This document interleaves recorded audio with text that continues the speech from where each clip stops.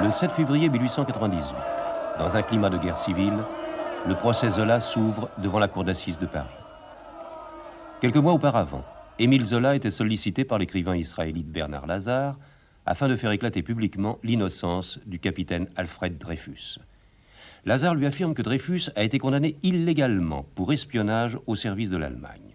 En effet, au Conseil de guerre siégeant à huis clos, les juges ont eu communication d'un dossier secret accablant pour Dreyfus et sans que l'accusé ni son défenseur en ait eu connaissance. 2 ans après la déportation de Dreyfus au bagne de l'île du Diable, le nouveau chef du 2e bureau, le colonel Picquart, découvre le nom du vrai coupable. C'est un commandant d'infanterie nommé Valzine Esterhazy. Picquart communique son rapport à son supérieur, le général Gons. Gons lui ordonne de garder un silence absolu sur toute cette affaire. Picquart se confie néanmoins à un de ses amis, l'avocat Maître Leblois. Et Maître Leblois informe à son tour Zola. Zola est d'abord réticent, se montre hésitant. Retenu par sa femme Alexandrine, son épouse depuis 25 ans, il est pourtant poussé en avant par Jeanne Rosereau, une ancienne lingère devenue à présent sa maîtresse et la mère de ses 2 enfants. Mathieu Dreyfus, le frère d'Alfred Dreyfus, accuse enfin publiquement le commandant Esterhazy. Et ce dernier comparaît à son tour devant un conseil de guerre. Après une enquête de complaisance menée par le général Depellieux, Esterhazy est acquitté à l'unanimité. C'est alors qu'indigné, Zola écrit sa lettre au président de la République. « J'accuse, dans l'Aurore, le journal de Georges Clémenceau ».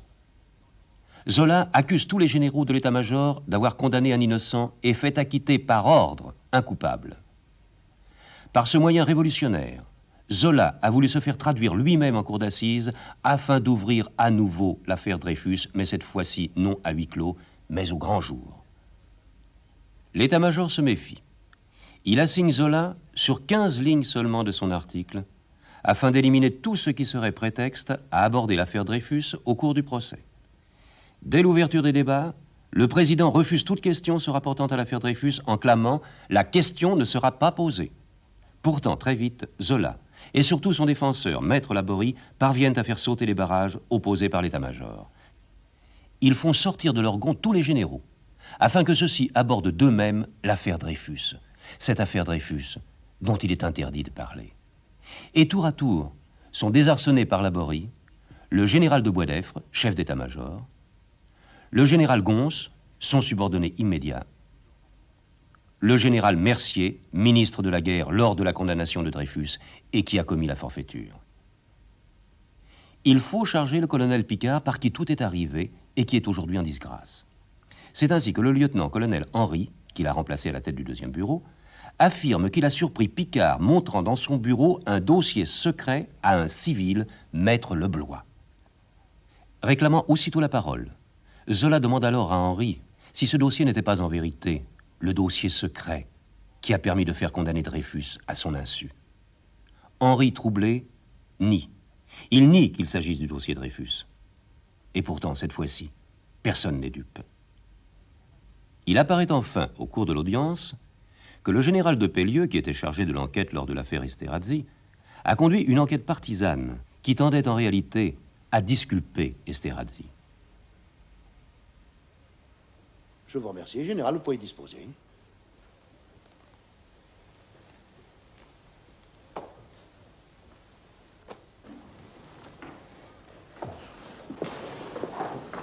L'audience est levée. Voilà la caste. C'est vraiment tout un monde. Eh oui. Mais bravo, Zola. Hein. Excellente votre intervention devant Henri. Oui, votre intervention sur le dossier secret, excellent. Vous croyez? Absolument. Ah, il commence à m'échauffer les oreilles. Il se croit tout permis, ces messieurs du service. Bellieux, ils vous ont joué. Moi? Ils vous ont fait reconnaître que votre opinion était faite sur Esterhazy avant l'enquête. Et vous, Henri, quelle idée d'aller parler d'un dossier secret? Mais la communication d'un dossier à un civil, c'est la condamnation de Picquart, mon général. Oui, mais en parlant d'un dossier secret, vous évoquiez l'affaire Dreyfus. Et la défense a saisi l'occasion. J'avais la fièvre, mon général. Mais quoi? Mais j'ai nié qu'il s'agissait du dossier Dreyfus. Et personne ne vous a cru. De toute façon, c'était une erreur de parler de ce dossier secret. Moins on en parle. Oui, en effet. Bien que ça regarde Mercier. Les aveux de Dreyfus ratés. Paty qui fait le clown, je ne peux le revoir, celui-là. Vous, Henri, délirant. Vous, Pellieux, démolissant vous-même votre enquête sur Esterhazy. Vous savez qui triomphe en ce moment? Eh bien, c'est Picard. Vous devez concentrer vos feux sur Picard. Mais avant qu'il ait eu le temps de parler. À la prochaine séance, c'est vous qui attaquez, Pellieux. Tâchez de vous rattraper. Vous, Gonze, vous reprenez. Vous, Henri, vous enchaînez. Il faut qu'ils comprennent que l'état-major est un bloc indestructible. Monsieur le Président, c'est spontanément que je viens compléter mon témoignage d'hier. Je suis indigné, et je dois le crier. Monsieur les jurés, c'est à vous que je m'adresse. Tout est étrange dans cette affaire. Enfin, monsieur Émile Zola a bien accusé le Conseil de guerre de 1897 d'avoir acquitté par ordre un coupable. C'est pourtant là l'essentiel. Et c'est exclu des débats. Je demande la parole. Je demande à continuer ma déposition sans être interrompu. Continuez, général. Quand on accuse 7 officiers, dont plusieurs ont versé leur sang sur le champ de bataille, pendant que d'autres étaient je ne sais où sont les criminels?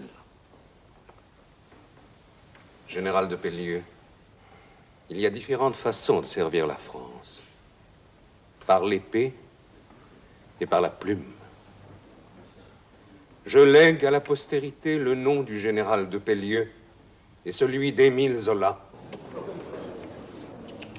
Elle choisira. Alors Monsieur le Président, je ne répondrai pas. Vous en avez terminé, général? Oui, Monsieur le Président.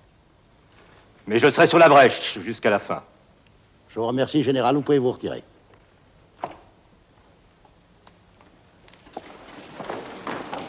Quel est votre prochain témoin, maître Laborie? Monsieur le Président. Oui? Le général Gonse et le colonel Henry sont là. Le général Gonse et le colonel Henry, oui. Que veulent-ils? Ils demandent à compléter leur témoignage. Je m'y oppose. Monsieur le Président, au nom du gouvernement, je m'oppose à l'opposition de maître Laborie. Monsieur le Président, ce n'est plus un procès, c'est un défilé militaire. Dont la défense désire entendre monsieur le colonel Picard. Après le général Gonse et le colonel Henry. Non, monsieur le Président, avant. Maître Laborie, c'est le président qui dirige les débats. Le président dirige les débats, mais il ne dirige pas la défense, monsieur l'avocat général. Je demande l'audition de monsieur le colonel Picard. Eh bien, soit. Mais je vous prierai, maître Laborie, de modérer votre ton. J'exprime mon plus profond respect pour la Cour, monsieur le Président. Faites entrer le colonel Picard. Monsieur le colonel Picard.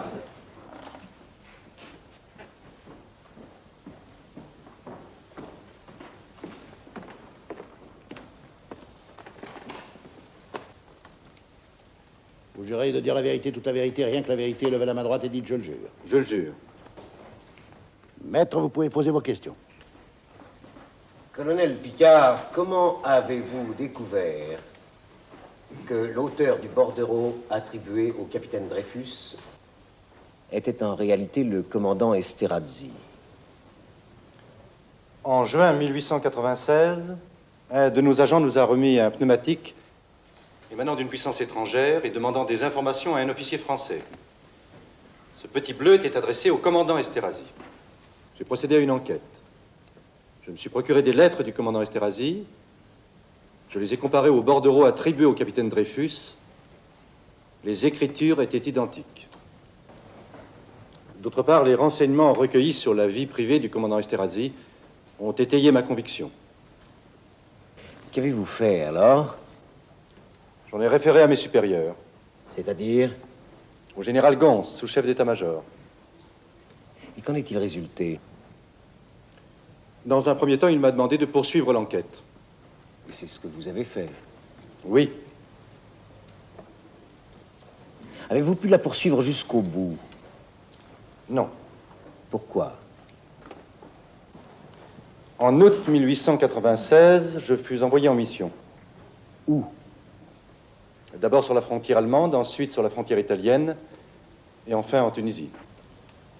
Ainsi donc, vous n'êtes jamais retourné au service dont vous étiez pourtant toujours le chef. C'est exact. Colonel Picard, après votre départ du service des renseignements, vous avez été la victime de machinations venant du service. À quoi les attribuez-vous? À la volonté de m'empêcher d'établir la culpabilité d'Esterhazy. Et ces machinations, qui en était l'auteur? L'exécutant, le commandant Esterhazy. Lui seul? Il a eu des complices. Au bureau de la guerre? Certainement. Monsieur Dupaty de Clam? Le colonel Henry? D'autres?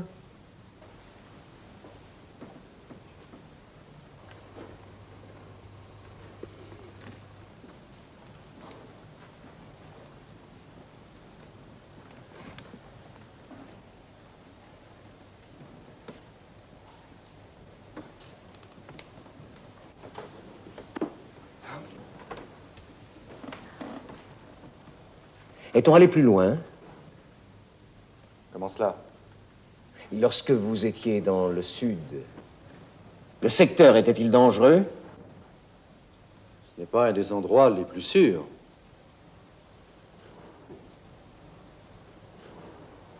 Messieurs les jurés ont compris.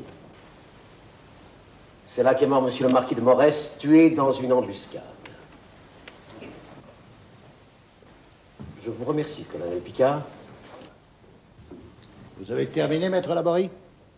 Pour l'instant, oui, monsieur le président. Je demande seulement au colonel Picard de demeurer dans la salle. Très bien. Je vous remercie, colonel. Vous pouvez vous retirer.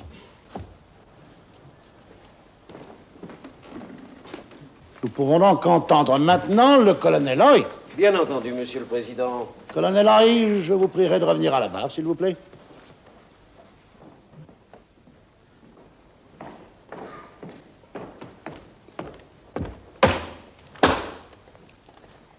Nous vous écoutons.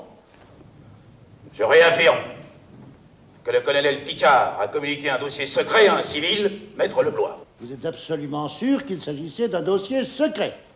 Oui. L'avez-vous reconnu? Bien sûr, il portait mes propres initiales. Avez-vous à répondre, colonel Picard? C'est faux. Je n'ai jamais eu le dossier secret en présence de monsieur Leblois. Colonel Picard, je vous prie de revenir à la barre, s'il vous plaît. Colonel Henry, maître Leblois était-il là quand vous êtes entré dans le bureau du colonel Picard? Oui. C'est faux. Oui. Même que le dossier était ouvert. Le dossier secret. Et même qu'une pièce en sortait. La pièce où il est écrit cette canaille de dés. Oui, cette canaille de dés. Vous avez entendu On ça? doit intervenir tout à l'heure. Picard montrait à maître Leblois. C'est faux. Je maintiens. J'oppose le démenti le plus formel. Il y a bien la pièce cette canaille de dés dans le dossier secret. Mais jamais je ne l'ai montré à un civil. Dans le bureau, il n'y avait que vous et moi. Je maintiens que maître Leblois était là et que le colonel Picard en a menti. Allez-y si vous osez. Mentez, Henri. Alors, messieurs, vous êtes en désaccord tous les deux. Comment? Voilà un témoin insulté par un autre témoin, et le président dit seulement les témoins sont en désaccord. Ah, je vous en prie, maître, hein? Je comprends très bien qu'on me pousse à bout, j'en ai l'habitude. Messieurs les jurés, vous voyez ici des hommes comme le colonel Henry porter contre moi des accusations odieuses. Eh bien, messieurs les jurés, savez-vous pourquoi tout cela s'est fait? Le colonel Henry, le colonel Dupaty de Clam, sous la direction du général Gons, ont reçu du colonel Sander le soin de défendre le service contre toute attaque, ne voulant pas que la lumière soit faite sur l'affaire Dreyfus. Moi, j'ai pensé autrement lorsque j'étais à la tête du service. J'ai cru qu'il y avait une meilleure manière de défendre une cause que de se renfermer dans une foi aveugle. J'ai été abreuvé d'outrage. Parfaitement. J'ai été attaqué dans mon honneur sans pouvoir me défendre. Demain, je serai peut-être chassé de l'armée, qui est toute ma vie. Cela ne m'a pas arrêté lorsque j'ai pensé que je devais rechercher la vérité et la justice. Je l'ai fait pour rendre un grand service à mon pays et à l'armée. J'ai fait mon devoir d'honnête homme. Voilà ce que j'avais à dire. À mon tour, c'est intolérable. Le colonel Picard vient de dire que le service du colonel Sander, chef du bureau avant le colonel Picard, nous avait légué une succession sur une affaire D. Il n'a jamais été question de cela, colonel Picard. Je maintiens, colonel Henry. Je maintiens que vous en avez menti. Messieurs, Je demande la parole. vous avez la parole, général. Je confirme en tout point ce qu'a dit le colonel Henry. Le colonel Henry n'a jamais été l'exécutant d'une machination dont je serai le chef d'orchestre. Mon général. C'est tout le service qui est une machination. Alors, je ne veux pas de manifestation. C'est intolérable. Là, voulez-vous intervenir, s'il vous plaît?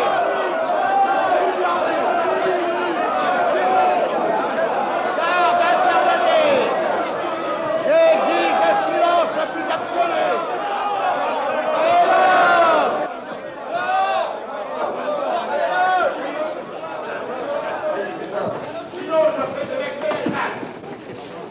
Silence! Tout le monde assis. Silence!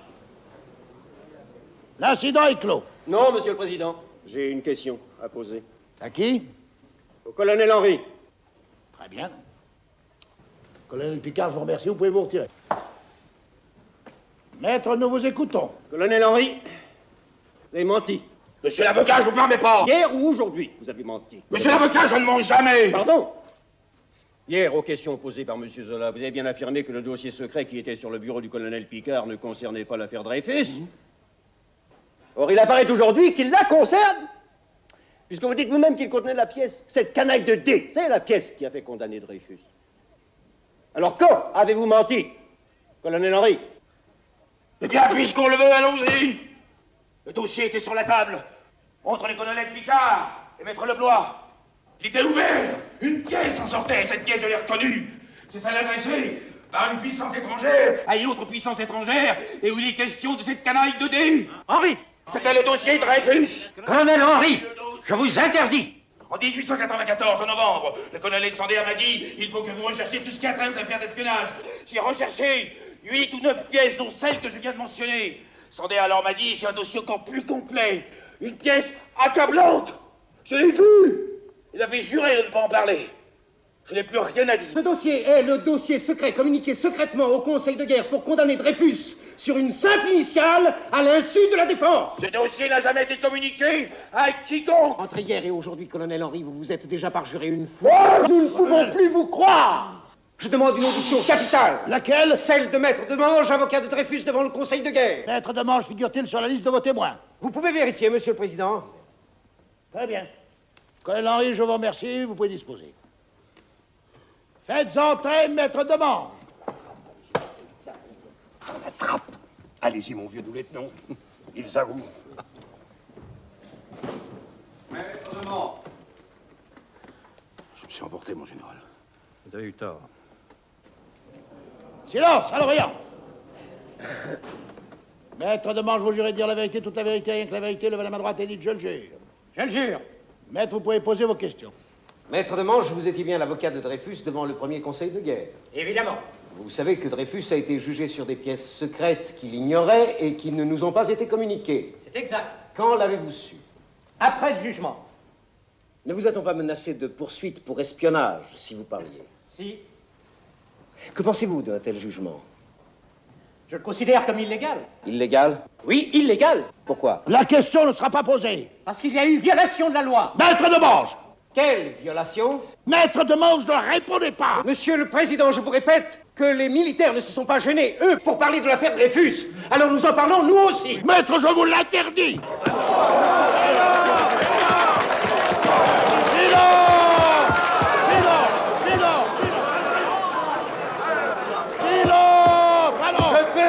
Je peux tout de même poser une question? Proposer une question. La voilà. Maître Demange dit que le jugement sur Dreyfus n'a pas été légalement rendu. Oui. C'est bien parce qu'un juge du Conseil de guerre le lui a dit. Ah oui, parbleu. Maître Demange, ne répondez pas!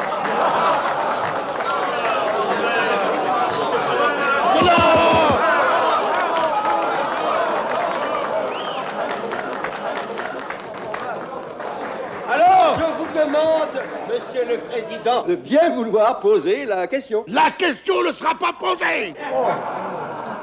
Messieurs les jurés, la preuve est faite.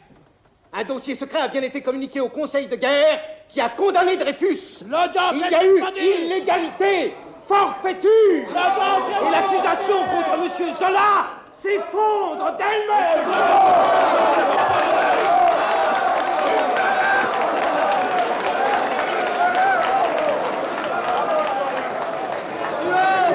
Vous déshonorez l'Europe que vous portez. Vous m'entendez? Taisez-vous. Ils ne triompheront pas longtemps, ces hommes.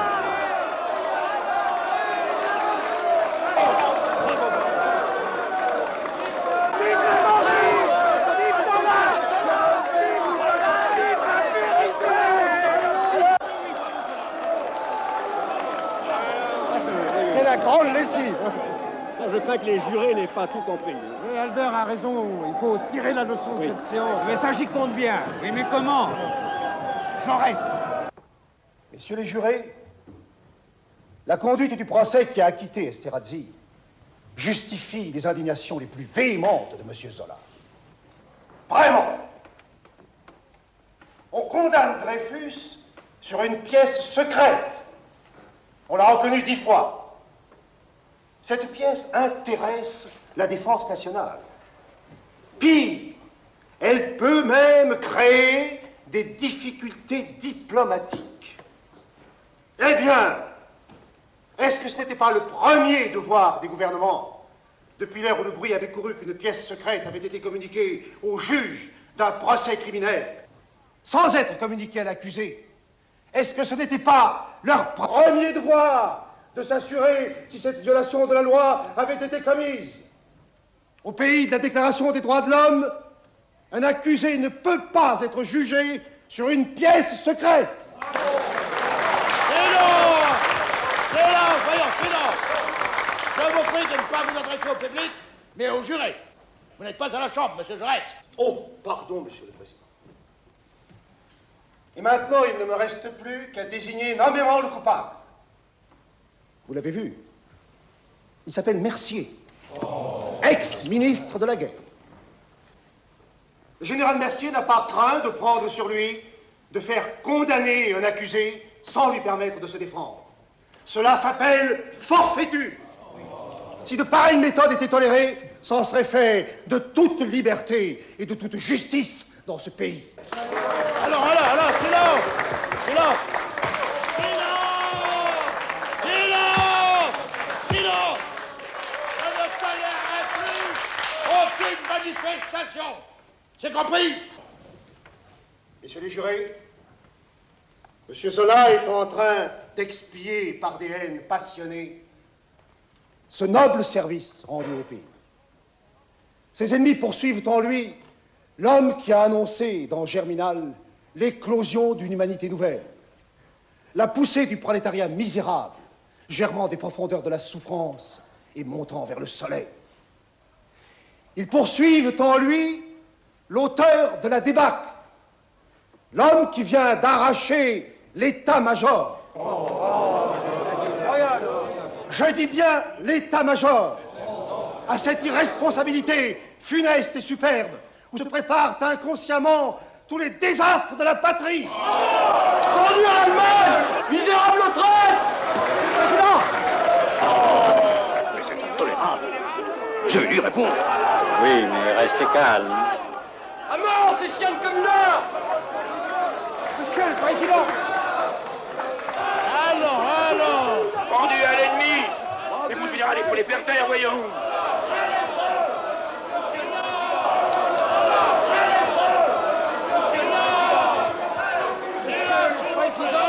Monsieur le Président, ces manifestations sont intolérables. Silence, alors, voyons, silence. On peut le traquer et le poursuivre. Devant lui, nous nous inclinons respectueusement.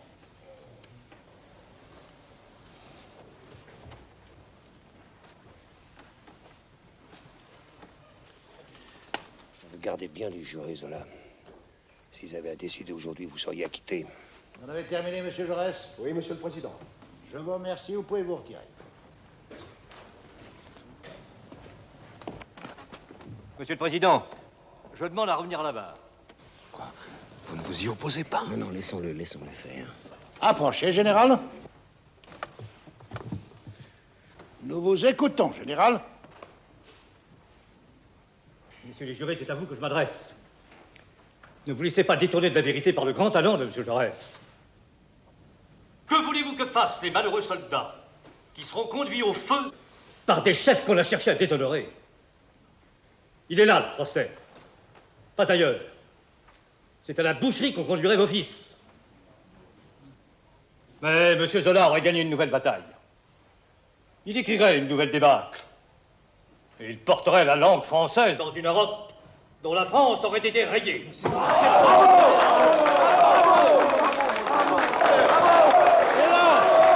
Inacceptable, Monsieur le Président! Inacceptable, Monsieur le Président! Il semble que le général de Pellieux soit délégué ici par l'état-major pour mener les débats à la cravache!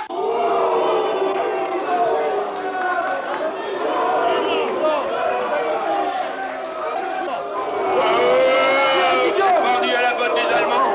Un juif! À la scène d'avocat! Et mesure la portée de mes coups aux protestations qu'il soulève!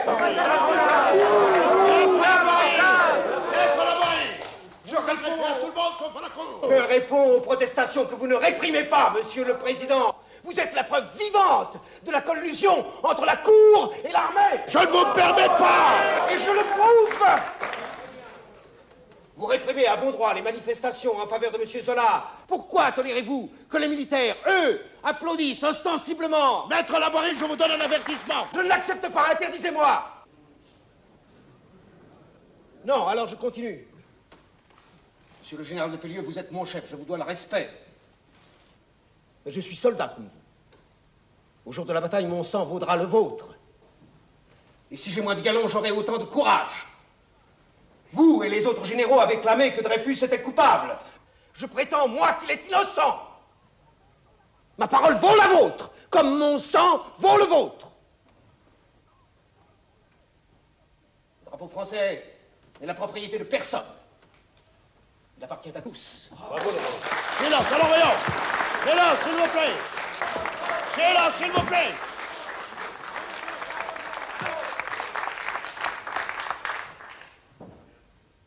Vous n'avez pas terminé, général. Non, Monsieur le Président. Moi aussi, je veux la lumière. Et je reprends le mot du brave colonel Henry. Allons-y. Au début de l'affaire Dreyfus, nous avons eu au ministère la preuve absolue de la culpabilité de Dreyfus.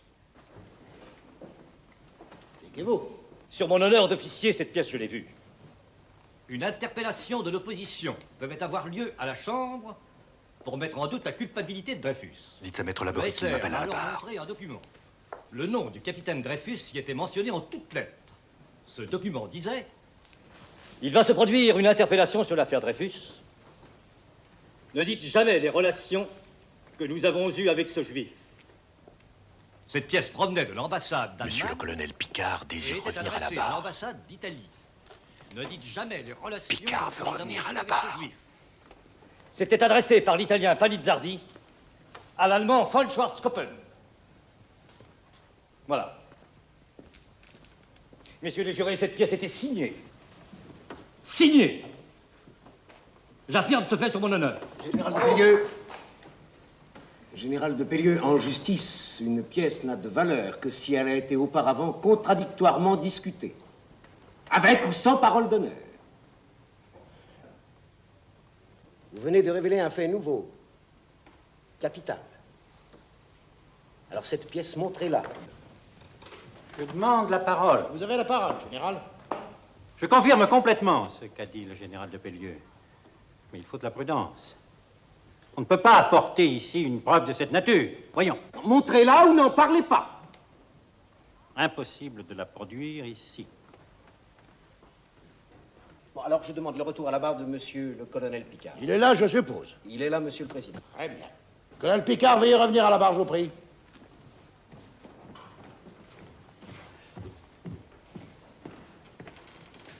Colonel Picard, que pensez-vous de la pièce secrète dont vient de nous parler monsieur le général de Pellieux? C'est un faux. C'est indigne, colonel Picard. C'est un faux, mon général. C'est un faux. Voilà, messieurs les jurés, pourquoi on refuse de vous la montrer. La pièce est authentique. Fausse. Je trouve étrange l'attitude d'un monsieur qui porte encore l'uniforme de l'armée française et qui vient simplement ici pour accuser 3 généraux d'avoir fait un faux ou de s'en être servi. Un officier français a son honneur, mon général. Je dis ce qui est vrai. Sur mon honneur, je le répète. La pièce dont a fait état le général de Pellieu est un faux. J'entends les trop. Commandant Delcassé. Présent, mon général. Allez chercher le général de Boisdeffre en voiture tout de suite. À vos ordres, mon général. Vive l'armée, mais pas tous ses chefs. Alors, garde, faites évacuer la salle.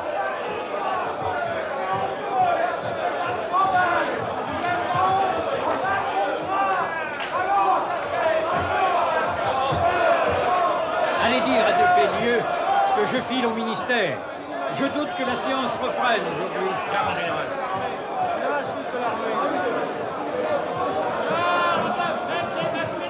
Cette fois, les voilà débusqués. Maintenant, nous devons nous attendre à tout. Je ne vois pas quel mal il y aurait à montrer la note de Panizzardi.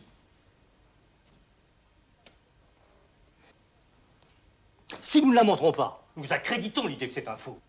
Une lettre dérobée à l'ambassade d'Allemagne? C'est impossible, général. Mais enfin, pourquoi, au diable d'Allemagne? Cette pièce écrase d'un seul coup les révisionnistes. Ils sont en train de gagner leur procès. Si nous communiquons cette pièce, ils l'ont perdue.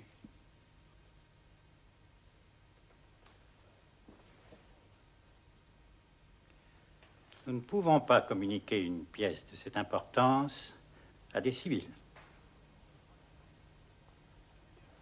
Mais enfin, mon général... Bon. Eh bien, cette pièce ne sera pas produite. Au point où nous en sommes, j'irai moi-même à la barre demain. Et cette fois, ce sera définitif. Monsieur le juré, je serai bref. Je confirme en tout point la déposition de monsieur le général de Pellieu. Vous êtes le jury. Vous êtes la nation. Si la nation n'a pas confiance dans les chefs de son armée, dans ceux qui ont la responsabilité de la défense nationale, ceux-ci sont prêts à laisser à d'autres cette lourde tâche. Vous n'avez qu'à parler. Je ne dirai pas un mot de plus. Monsieur le Président, je vous demande la permission de me retirer. Pouvez-vous retirer? Général. Monsieur le Président, j'ai des questions à poser aux témoins. Le témoin suivant. Alors, Monsieur le Président, j'ai des questions à poser à Monsieur le général de Boisdeffre. Vous n'avez pas la parole. Faites entrer le commandant Esterhazy. Alors, Monsieur le Président, je vous demande la parole. Je ne vous donne pas la parole. Faites entrer le commandant Esterhazy. Je proteste. Protestez autant qu'il vous plaira. Vous convoquez le témoin suivant alors que je n'en ai pas fini avec le précédent. L'incident est clos. Mais Monsieur le Président, j'ai des questions à poser à Monsieur le général de Boisdeffre. Vous n'avez pas la parole. Je n'ai pas la parole, mais des généraux, eux, viennent ici tous les jours plaider, sanglés dans leur uniforme, avec leurs galons, leurs décorations. Vos propos sont inconvenants. Je n'accepte pas le mot inconvenant, c'est un fait. Ils viennent ici, couverts par l'autorité du drapeau français, que l'on confond à tort avec eux. À tort. Je dis bien à tort. Je dis bien à tort, car le drapeau français est l'emblème de la nation française, et non pas de l'état-major.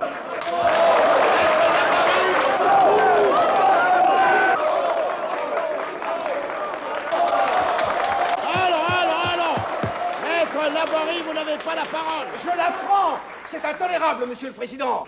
Monsieur le général de Boisdeffre vient ici menacer le jury en lui disant que s'il acquitte Monsieur Zola, cela entraînera la démission de tout l'état-major. C'est l'intrusion inadmissible de l'autorité militaire dans une affaire de justice. C'est un chantage, un coup d'État fomenté par Monsieur le général de Boisdeffre pour impressionner le jury. Voilà pourquoi je demande à poser des questions à Monsieur le général de Boisdeffre. Maître Laborie, dans votre plaidoirie, vous direz ce qu'il vous plaira.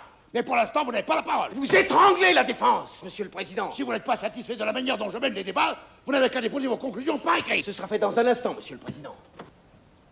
Faites entrer le commandant Esterhazy. Allons.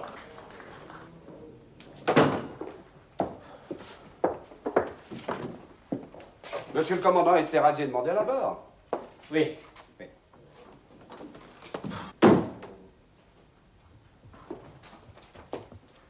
Je vous interdis tout éclat. Si cette garce de Boulancy vient à la barre, je ne garantis rien. Ne vous inquiétez pas, commandant. Il ne viendra pas. Alors, pas d'éclat. Si ces canailles me poussent à bout, je leur casse la figure. Je vous l'interdis. Je vous demande votre parole d'officier. S'ils m'insultent, mon général. C'est un ordre. Très bien, mon général.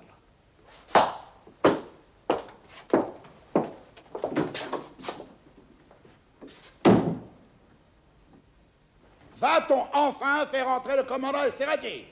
Oui, monsieur le président, le commandant Esterhazy a été prévenu. Bon, alors pressons, je vous en prie. Il faut avant Esterhazy l'audition de Madame de Boulancy. Elle ne viendra pas. Elle n'osera pas. Je vais la chercher. Le commandant Esterhazy.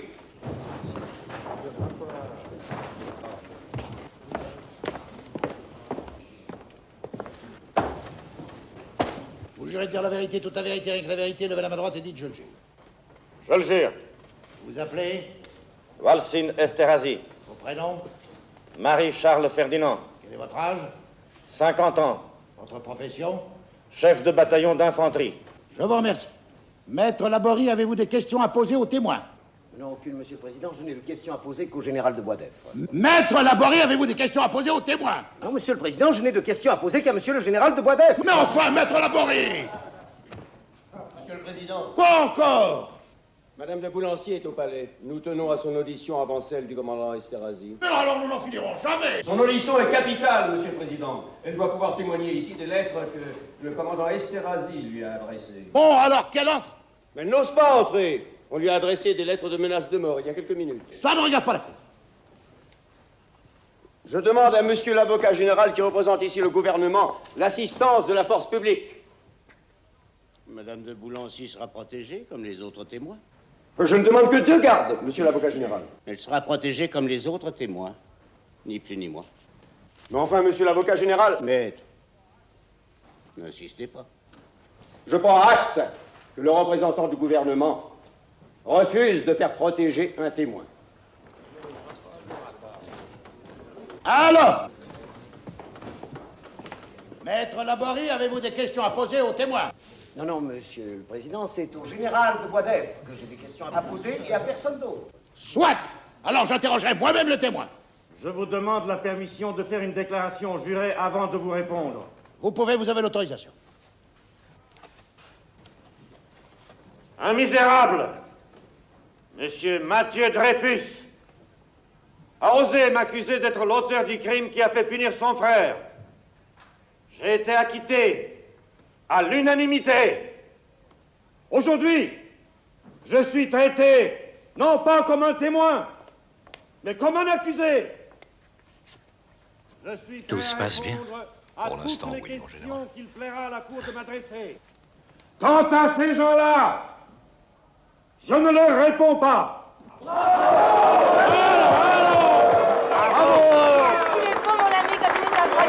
C'est un soldat magnifique.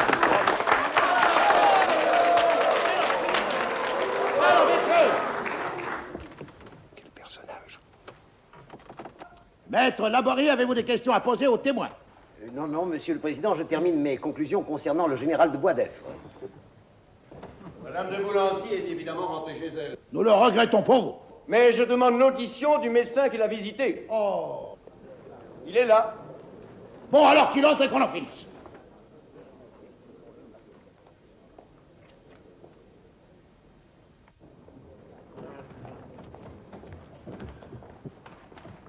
Je vais dire la vérité, toute la vérité, avec la vérité, levez la main droite et dites je le jure.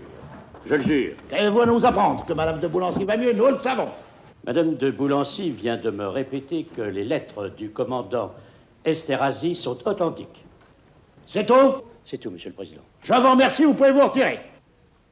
Maître Laborie, avez-vous des questions à poser aux témoins? Non, Monsieur le Président, je n'ai posé mes conclusions concernant le général de Boisdeffre. Je n'ai de questions à poser qu'à lui. Oui, la Cour a statué. Greffier, donnez lecture de l'arrêt.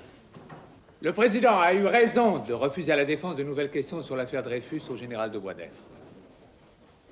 Alors, Maître Laborie, vos questions. Je prends acte que le refus de la Cour laisse peser sur le jury la pression, la menace qui exerce Monsieur le général de Boisdeffre. Prenez acte de ce qu'il vous plaira, mais vos questions, Maître Laborie. Monsieur le commandant Esterhazy a été acquitté par ordre par le dernier conseil de guerre comme n'étant pas l'auteur du bordereau. Monsieur le commandant Esterhazy peut-il toutefois nous dire ce qu'il pense de l'écriture du bordereau? N'est-elle pas de sa main? Je ne répondrai à aucune question posée de ce côté. Et dans la situation du commandant Esterhazy, c'est évidemment la seule attitude possible. S'il vous plaît. Commandant Esterhazy, vous avez bien connu Madame de Boulancy. Elle a été votre confidente. Vous n'aviez pas de secret pour elle. Quand vous étiez loin, vous lui écriviez. Que pensez-vous de certaines de vos lettres à elle adressées et publiées dans Le Figaro?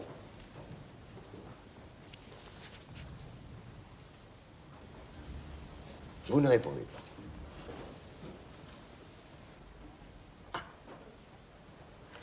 Alors, en ce qui me concerne, Monsieur le Président, j'en ai fini avec le commandant Esterhazy. Ah, mais je crois que Maître Clémenceau a, lui, quelques questions à poser aux témoins. Soit, allons-y. Et en effet, le témoin connaît-il Madame de Boulancy? Commandant, voulez-vous répondre à cette question? Aucune, Monsieur le Président. Le témoin, accusé d'avoir écrit le bordereau, mais pourtant acquitté par le récent Conseil de guerre, n'a-t-il pas écrit à Madame de Boulancy: les Allemands mettront tous ces gens-là, il s'agit des Français, les Allemands mettront tous ces gens-là à leur vraie place avant qu'ils soient longtemps. Vous en prie. Le témoin, accusé d'avoir écrit le bordereau, mais pourtant acquitté par le récent Conseil de guerre, n'a-t-il pas écrit à Madame de Boulancy: nos grands chefs poltrons et ignorants iront une fois de plus peupler les prisons allemandes? Alors, silence. Si ce soir on venait me dire que je serais tué demain comme capitaine de Hullan en sabrant des Français, je serais parfaitement heureux.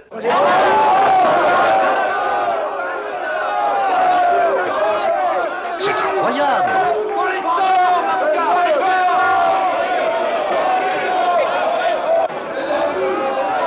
C'est horrible.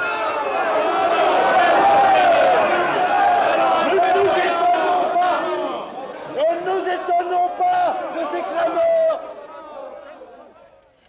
Car nous savons qu'on ne peut pénétrer dans cette salle qu'en uniforme ou porteur d'une carte d'officier. Alors, s'il vous plaît.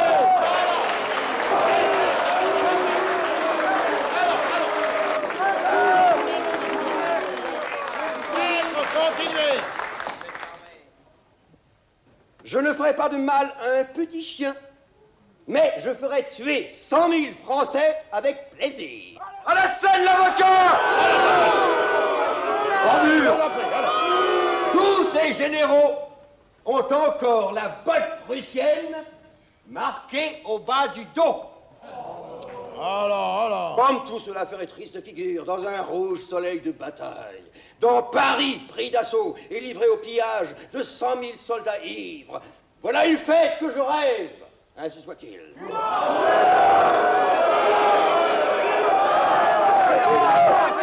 l'intention des faux!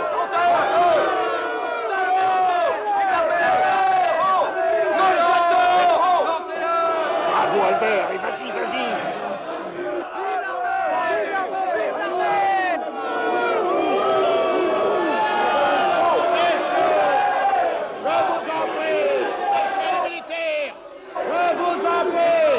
Silence, allons. Un peu de discipline. Silence, regagnez vos places, allons. Silence, messieurs, de la tenue. Vous avez terminé? Non.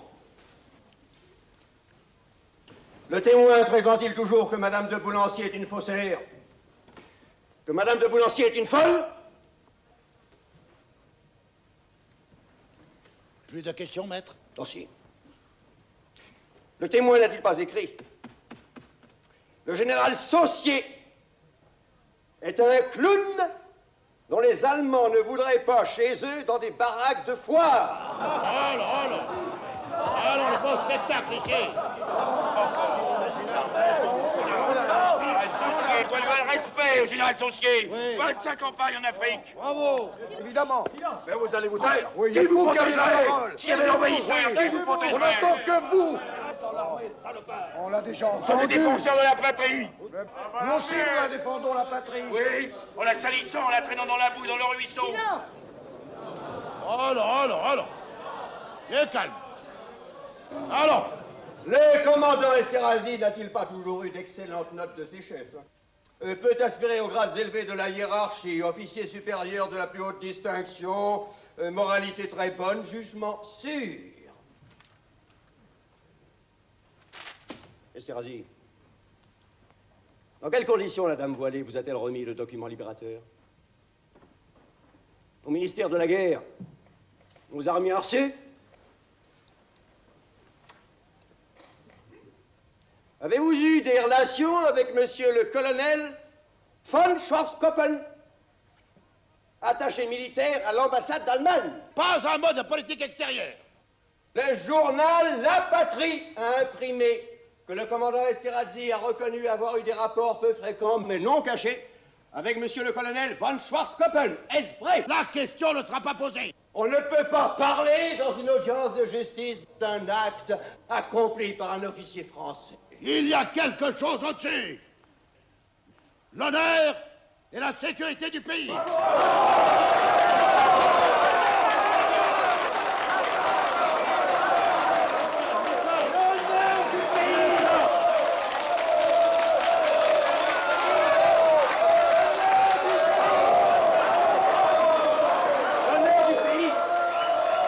L'honneur du pays permet à un officier d'accomplir de tels actes, mais ne permet pas qu'on en parle.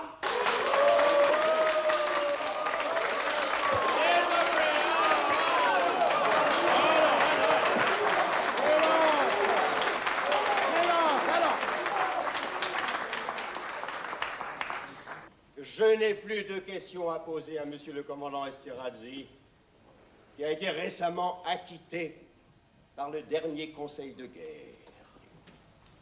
Je vous remercie, commandant, vous pouvez vous retirer. Esterhazy est un traître.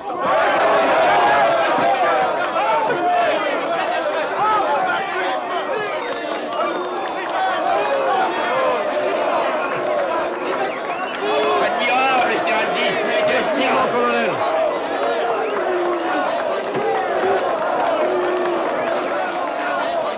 Je salue bien bas le martyr des Juifs. Vous avez été splendide. Un nom du temps. J'éprouve. Je salue l'uniforme français. L'honneur est pour moi, monseigneur. Regardez bien cela. Le prince Henri d'Orléans, le prétendant au trône de France.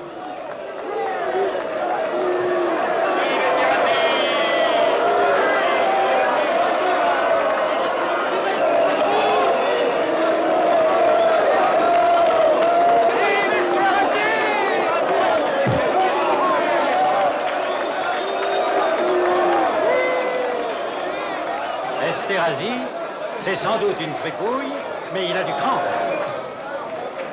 Bonsoir, monsieur.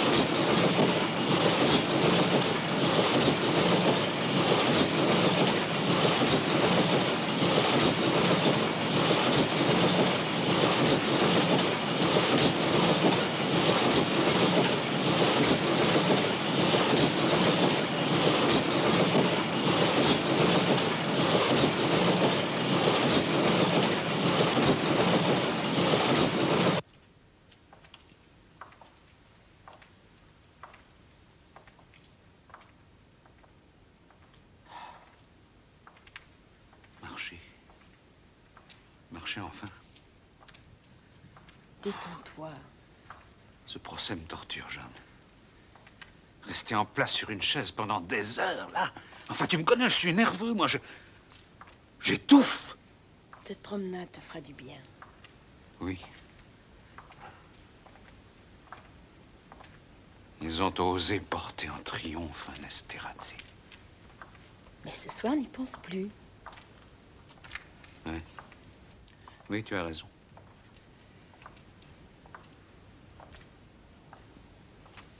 C'est pas possible. Quoi?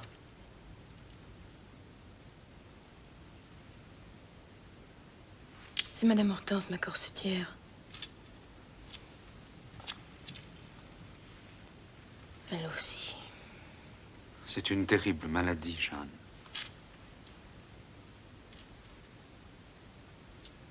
Elle ne me verra plus.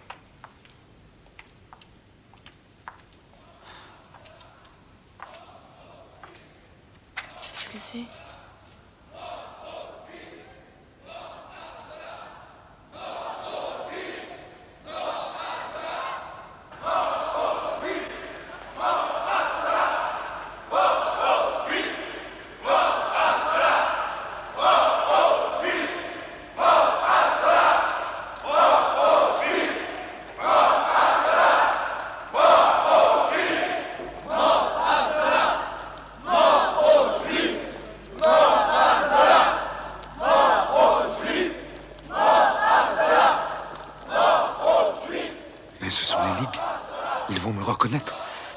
Il faut filmer. Viens par ici. Il y a un passage. Je le connais, il y a une autre sortie.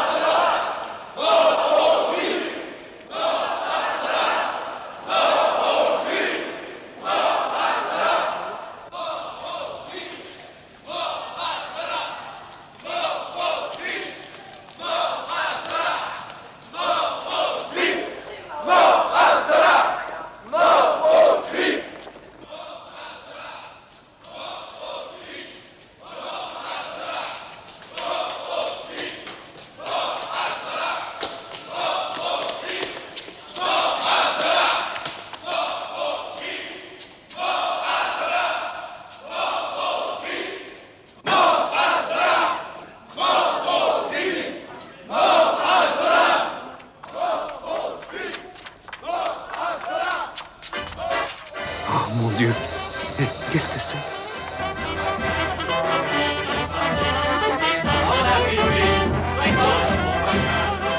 Ah! Cette fois, nous sommes pris. Relève ton col.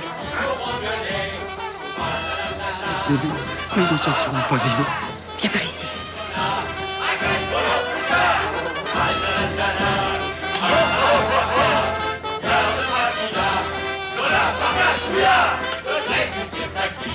Il a fermé le boutique, payé pour les grenades, le contient des humains, au nom d'entre les noirs, il nous a fait à croire, qu'il lui avait vraiment, que lui ce n'est pas tant. Ah la la la, ah ah ah ah, c'est une grenade, ma cage pour l'eau cousin. Ah la la la, ah ah ah ah, la route Dracula, de la Bagachia, ce juge à son patrie, dont l'âme est amélie. Le Français n'a pas le cœur, il cherchait le scandale pour jouir en vrai vandale. Sa vie se posait de gens en propos d'infamants. Ah la la la la, ah ah ah ah, c'est une grenade, un gage pour la couleur. Ah la la la, ah ah ah ah, pour la Bagachia, elle disperse la gloire. Vraiment c'est pas à croire d'avoir pu être un vieux et tomber dans les lieux. C'est encore de la chance de finir dans les anses des victimes par menteur. La mer porte bonheur. Ah la la la, ah ah ah ah, c'est Pizola, la casse sur le couleur. Ah la la la, ah ah ah ah, le maquilla de la Bagachouilla, le gars dans la moustache, avec tout ça à gaille. En Suisse il est parti, et ça m'en a pété, faisant le renvoyage. Et qui fera tout fera.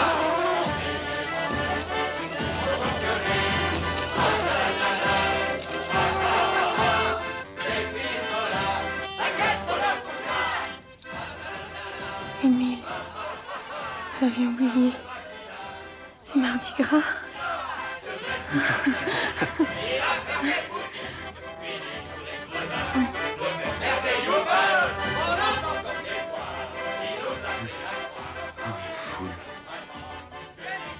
L'horrible foule. L'injustice humaine ne vaut pas davantage. Mon Dieu, que j'ai eu peur.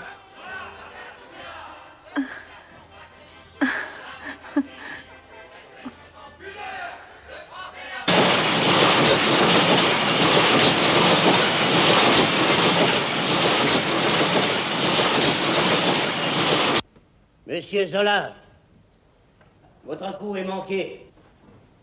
Sachez qu'on ne peut pas remettre en cause la chose jugée. Et bien jugée. Dreyfus est coupable. Et le commandant Esterhazy est innocent.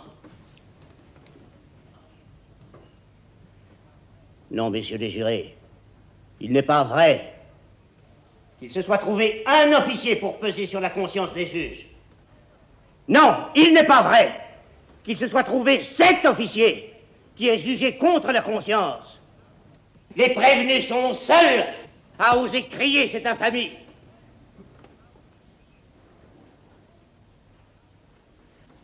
Votre verdict, messieurs les jurés, proclamera leur mensonge.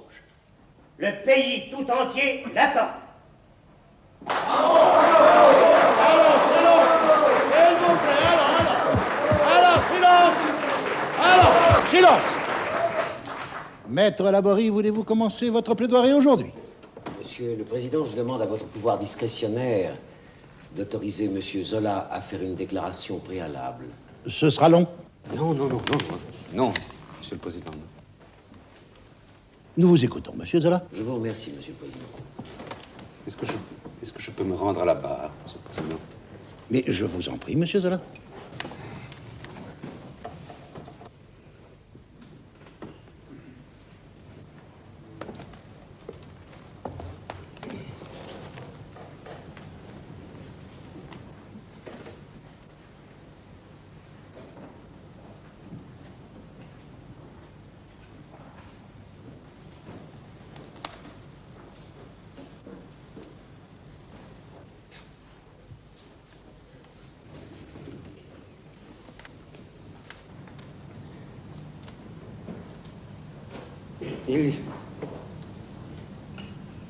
Il y a quelques jours à la Chambre, le président du Conseil, Méline, a osé déclarer qu'il remettait au jury de ce procès la défense de l'armée. Oui, la défense de l'armée. C'était de vous qu'il parlait, messieurs. Ainsi comme le général Billot avait chargé le Conseil de guerre d'acquitter Esterhazy, le président du Conseil vous donne l'ordre de me condamner. Monsieur Méline n'a donné aucun ordre. Si, c'est véritablement un ordre. Je dénonce à la conscience des honnêtes gens cette pression des pouvoirs publics sur la justice du pays. Nous verrons, messieurs, si vous obéissez. Il n'est pas vrai que je suis ici par la volonté de monsieur Méline. Si je suis devant vous, c'est que je l'ai voulu. Et je l'ai voulu pour que la France enfin sache tout et se prononce. Mon acte n'a pas eu d'autre but, ma personne n'est rien. J'en fais le sacrifice. Satisfait simplement d'avoir mis entre vos mains non seulement l'honneur de l'armée, mais l'honneur en péril de toute la nation.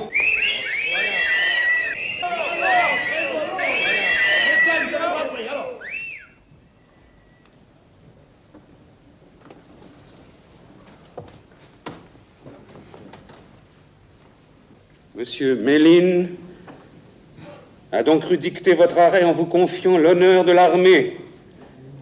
C'est au nom de cet honneur de l'armée que je fais appel moi-même à la justice.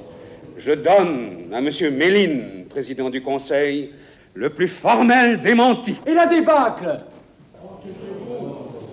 Je n'ai jamais outragé l'armée. J'ai dit au contraire mon respect pour la nation en armes. La nation en âme qui est tout le peuple, et qui demain se porterait aux frontières si la patrie était attaquée. Ce sont quelques individualités des bureaux de la guerre qui ont compromis l'armée. Est-ce donc outrager l'armée tout entière que de le dire?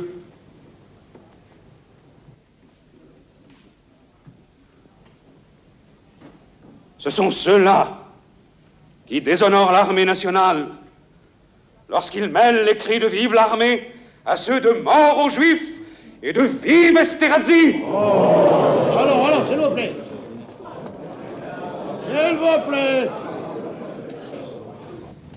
Un grand Dieu, peuple de Saint-Louis, de Bayard de Condé et de Hoche, c'est une honte que seul notre effort de vérité et de justice peut laver.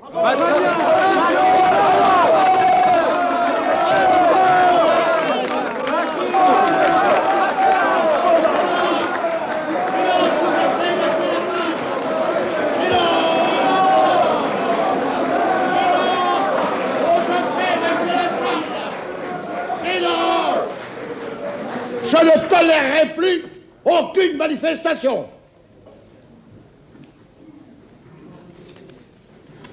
Si vous me condamnez, messieurs, par ordre, je sais ce qu'il y aura au fond de votre verdict.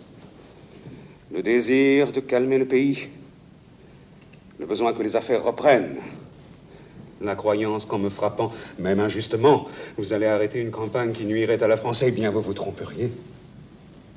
Ce dont la nation meurt, c'est de l'obscurité où on s'entête à la laisser. C'est de l'équivoque où elle agonise. Je ne défends pas ma liberté. En me frappant, vous ne feriez que me grandir. Qui souffre pour la liberté et la justice devient auguste et sacré. Ai-je la mine d'un vendu, d'un menteur ou d'un traître? Je suis un libre écrivain qui a donné sa vie au travail et qui rentrera demain dans le rang quand la justice aura éclaté, quand l'innocence de Dreyfus aura été reconnue. Alors. Vous ne le savez pas encore, mais la vérité court les ambassades. Elle sera demain connue de tous. Au-delà de l'affaire Dreyfus, il s'agit désormais de savoir si la France est encore la France des droits de l'homme, celle qui a donné la liberté au monde et qui devait lui donner la justice. Dreyfus est innocent, je le jure. La preuve. Alors, je vous en prie, silence. J'y engage ma vie.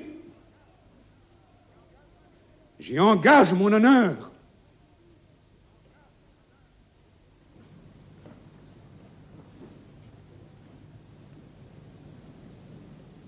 Devant vous, messieurs qui représentez la justice humaine, devant la France, devant le monde entier, je jure que Dreyfus est innocent. La preuve.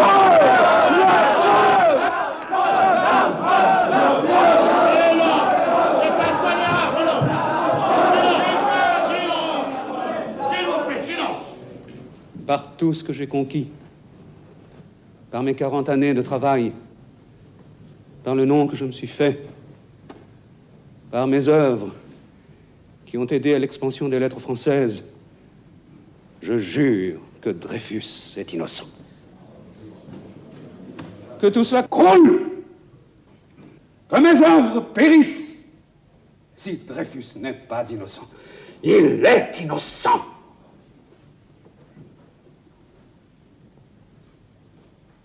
On peut me frapper ici. Un jour, la France me remerciera d'avoir aidé à sauver son honneur.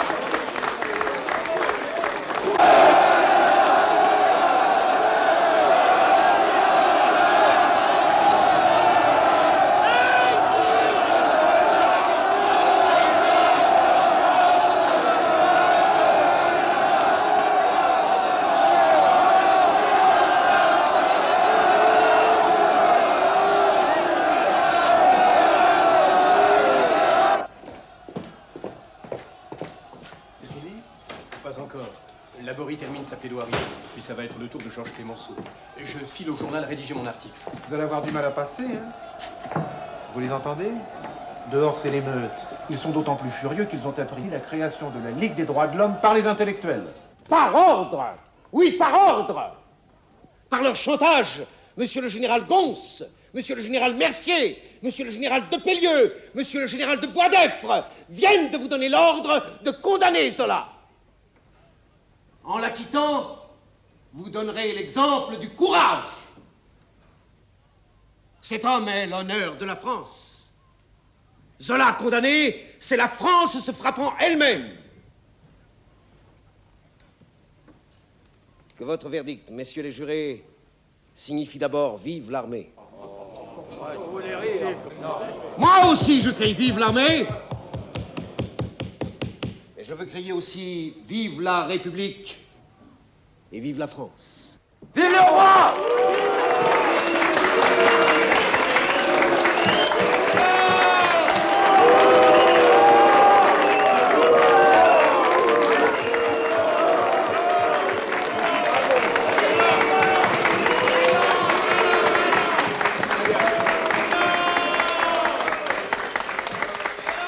Dreyfus, traître ou non, a été condamné sur une pièce secrète qui ne lui a pas été soumise. Oseriez-vous déclarer que parce qu'il est juif, il n'a pas le droit d'être jugé comme tout le monde? Messieurs, quel que soit votre jugement, vous n'avez pas à vous prononcer sur l'innocence de Dreyfus. Tout ce que vous pouvez dire, c'est qu'il y a eu un jugement qui n'a pas été rendu dans les formes légales. Or, c'est ce qui a été démontré d'une manière éclatante au cours de ces débats. Et à cela que nous objecte-t-on quand l'heure des disputes et des injures est passée? Que nous objecte-t-on? La chose jugée. Regardez bien, messieurs. La chose jugée. La voilà.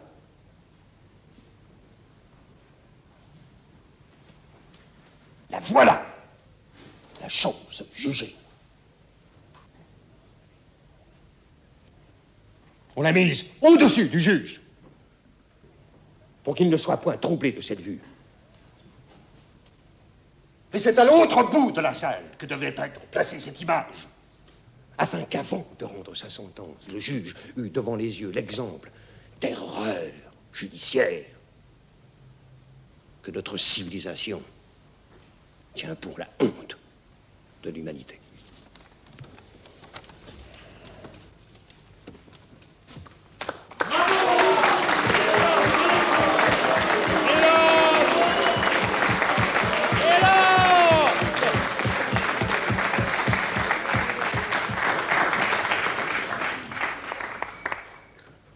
Messieurs, vous n'avez rien à ajouter? Non, Monsieur le Président. Je déclare que les débats sont terminés. Le jury peut se retirer pour délibérer. La séance est suspendue. Maître, ça va être long. Nous ne savons pas, monsieur Zola. Il faut attendre ici. On n'attendra pas longtemps.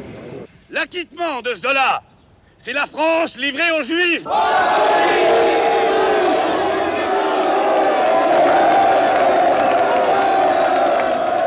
L'heure de l'action libératrice a sonné. Nous le déclarons ici solennellement et nous en prenons l'engagement. Si le jury acquitte M. Zola, la population patriote de Paris fera elle-même la justice.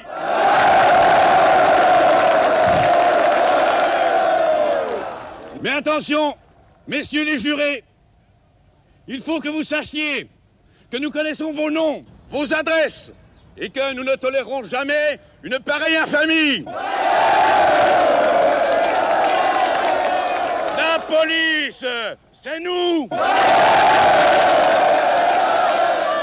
La justice, C'est nous!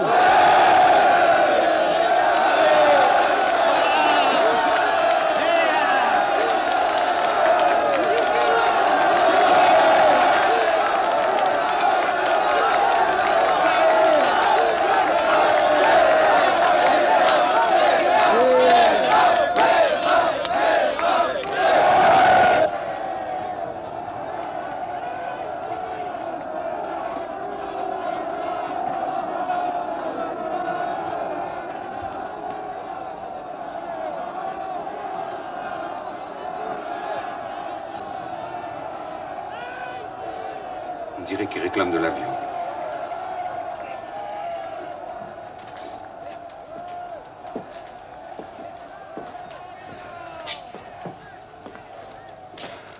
C'est long.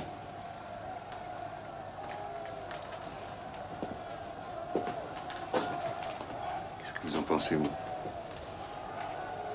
Le diktat de Boisdeffre est redoutable. C'est nous ou c'est l'armée? Eux, ils ont choisi, et sans hésitation. Si nous sommes acquittés, nous n'en sortirons pas vivants. Oh, rassurez-vous, il n'y a aucune chance.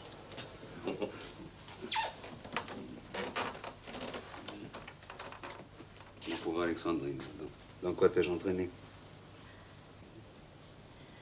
Ne regrette rien, Émile. Tu as bien fait. Oui, tu as bien fait.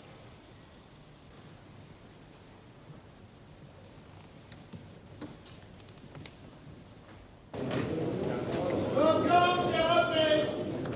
Prenez vos places, s'il vous plaît. Laissez les jurés vite en place. Alors, vite, tout le monde assis.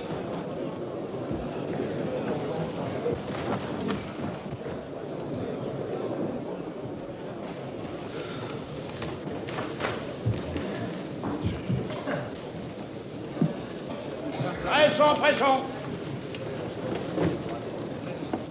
Messieurs les jurés, vous avez à répondre à la question suivante. Monsieur Perrinx, en qualité de gérant du journal L'Aurore, et Monsieur Zola, en qualité d'auteur de l'article, sont-ils coupables d'avoir diffamé le conseil de guerre du gouvernement militaire de Paris? Monsieur le chef du jury, pouvez-vous nous donner la déclaration du jury? Sur mon honneur et sur ma conscience, la déclaration du jury en ce qui concerne M. Perrinx est oui à la majorité.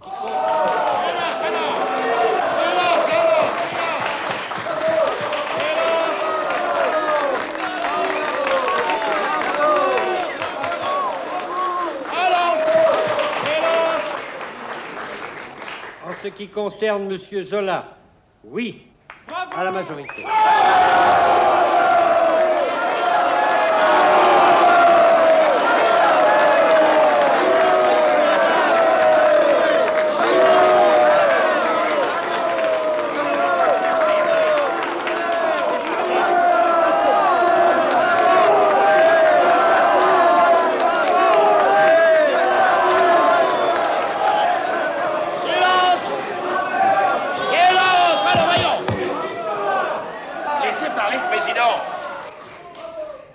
Voici l'arrêt de la cour. Levez-vous!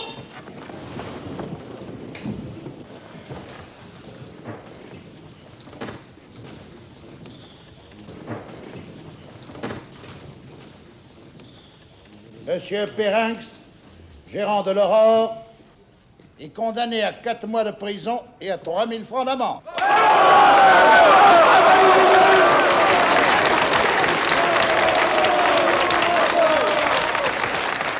Monsieur Émile Zola est condamné à 1 an de prison et à 3 000 francs d'amende.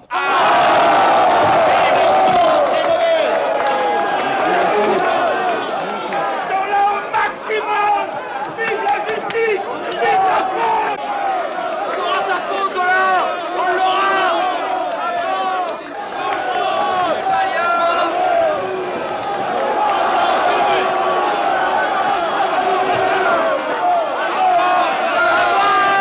La justice française, lâchez-vous!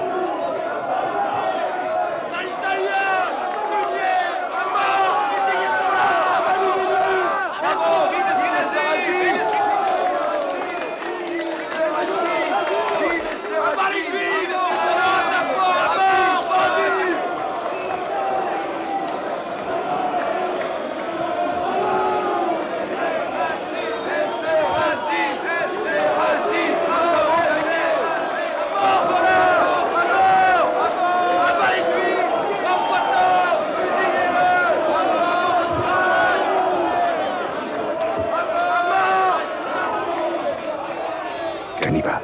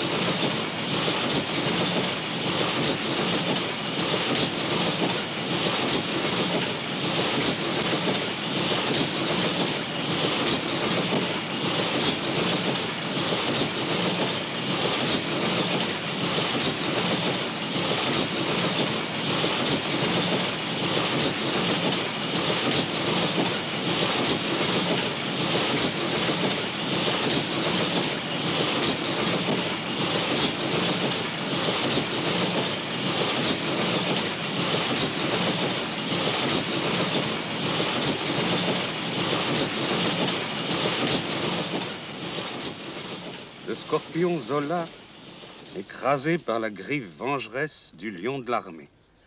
Mais il m'arrange bien. Mais le monde entier est avec toi, Émile. Les Italiens, les Russes, les Américains, les Suédois, la presse anglaise, Mark Twain. Et moi, je suis ligoté, bâillonné, pieds et poings liés. Mais ton procès, tu l'as gagné. Comment? Mais j'ai été condamné au maximum. Mais c'est toi qui as gagné aux yeux de l'opinion publique. Tout ce qui est honnête dans le monde et en France est bouleversé. Mais regarde, Émile, tous ceux qui ont signé avec toi l'appel des Dreyfusards. Langevin, Lucien R, Psychari, le pasteur Monod, Mirbeau, Mitterlink, Verhaeren, Paul Fort, Anatole France, Charles Péguy, Jules Renard, Claude Monet, Léon Blum, Courteline. Mais ils sont des centaines. Tu n'es plus le seul. Plus on te frappe et plus on te grandit. Tu as donné du courage à tous les honnêtes gens. Et la justice a cassé ton procès. La justice? La justice est aux ordres. Il n'y a eu de cassation que sur la forme. Les poursuites ne devaient pas émaner du gouvernement, mais du conseil de guerre que j'avais mis en cause. Et c'est pour ça qu'ils ont cassé le procès. Et rien d'autre. Parce qu'ils avaient commis une erreur de forme. Et maintenant, je suis assigné à nouveau, mais par le conseil de guerre. Et ils en profitent. Ils n'ont même pas retenu les 15 lignes de j'accuse, mais 6! 6 lignes seulement. C'est encore plus ignoble.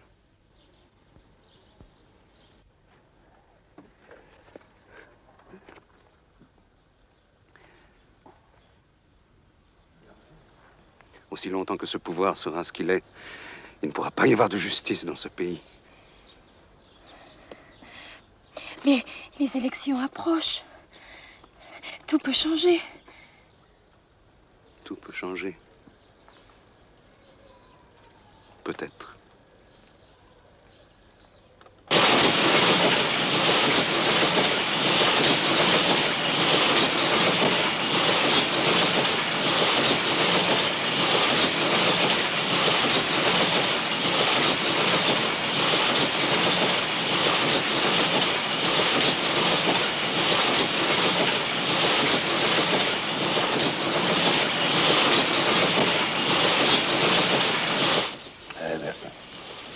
On peut s'attendre à un joli coup de chien.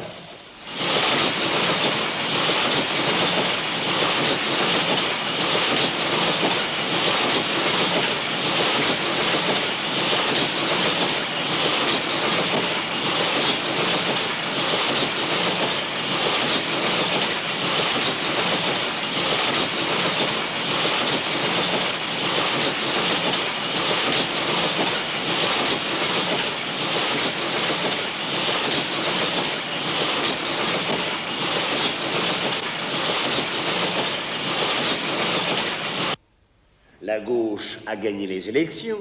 Qu'est-ce que tu appelles la gauche, Millerand? Le centre? Nous étions 37, nous sommes maintenant 57. Oui, mais les radicaux ont doublé leur siège. Méline est renversé. Qui le remplace? Brisson. Qui est ministre de la guerre? Cavaignac, le fils du fusilleur de 48. Mais c'est un républicain. Un représentant de la bourgeoisie, c'est tout. Celle qui a choisi la République. La victoire des républicains contre la droite conservatrice d'Ancien Régime, c'est un pas en avant, non? Mais les oppresseurs sont toujours les mêmes. Ils ont changé de drapeau. Voilà tout. Le capital choisit la République parce que, comme l'a dit Thiers, c'est le régime qui le divise le moins. C'est la République de l'oppression du prolétariat, de l'oppression des peuples, des conquêtes coloniales.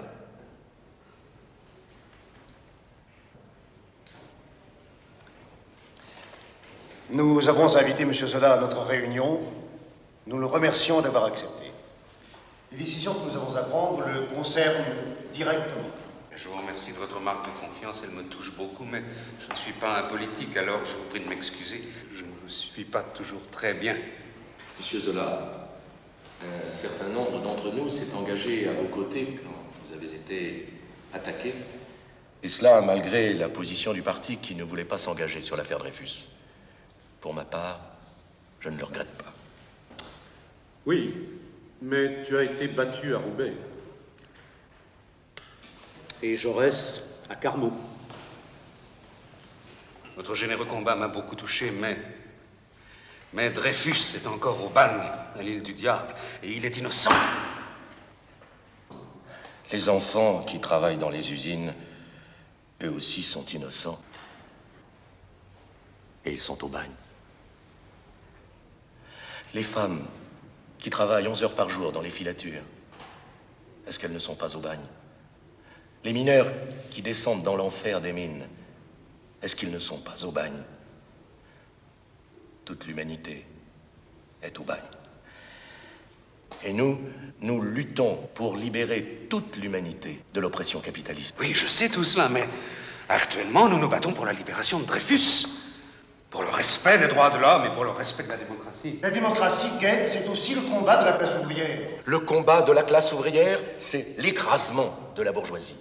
Et la conquête du pouvoir par le prolétariat, qui seul pourra garantir l'existence d'une véritable démocratie. Mais en libérant Dreyfus, nous abattons l'armée de classe, qui est le rempart du pouvoir bourgeois. Nous sommes en pleine équivoque, Jaurès. Poursuivre ce combat sur Dreyfus, c'est se retrouver aux côtés de la bourgeoisie libérale qui a changé de bord et qui est devenue dreyfusarde. Nous sommes en pleine équivoque. Poursuivre dans ce sens, c'est la collaboration de classe. On nous a fait déjà des ouvertures. Quand verrons-nous Mitterrand ministre? Mais l'entrée d'un ministre socialiste dans un gouvernement républicain aurait un retentissement énorme dans le peuple. Alors, tu veux être socialiste ministre? Mais pourquoi pas? Tu seras ministre et n'auras plus de socialiste que le nom, un otage. Dogmatique. Et que devient le parti dans tout cela? Oui. Que devient le parti? Gued, je suis d'accord avec tout ce que tu viens de dire, mais une question me préoccupe. La liberté, la démocratie. Mais il ne peut y avoir de liberté et de démocratie sans la victoire du prolétariat, que nous ne devons pas compromettre. Mais la lutte pour la liberté est un combat de tous les jours.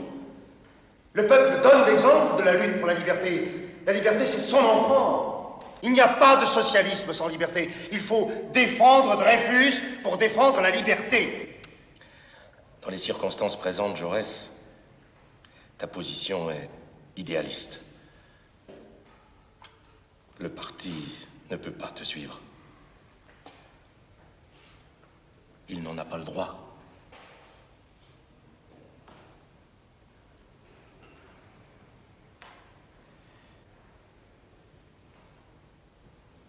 Alors vous m'abandonnez.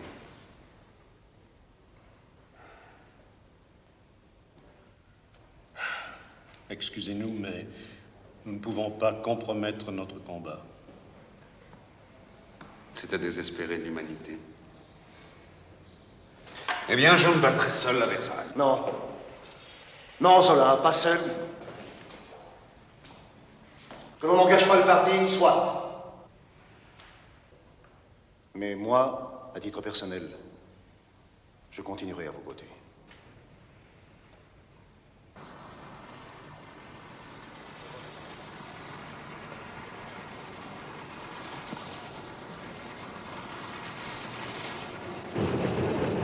T'es encore loin? Encore 7 kilomètres. Ça va vite, mais c'est long.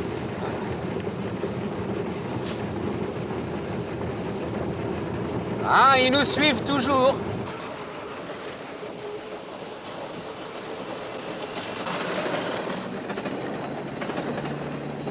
Ils ont une George Richard de cette année. Oui. Ils doivent faire au moins du 30 km à l'heure. Ne vous laissez pas distancer. Hein. Ah, mais je fais ce que je peux, maintenant, à 4 ans, inspecteur. Oh, l'administration. Eh oui, la police assure votre protection, mon cher Zola. Tout à l'heure, peut-être votre arrestation. Nos gendarmes ont du mal à suivre. Ah mais ça, je m'en fous. Ils n'ont qu'à pédaler. Allez, mon vieux, allez.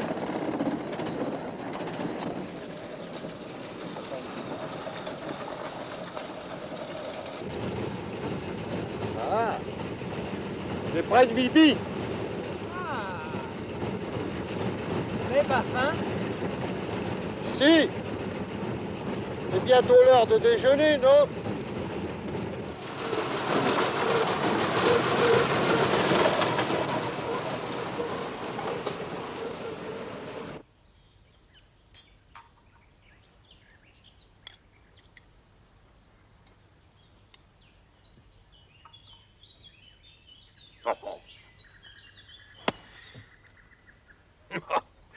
Ah, je ne me le pardonnerai jamais.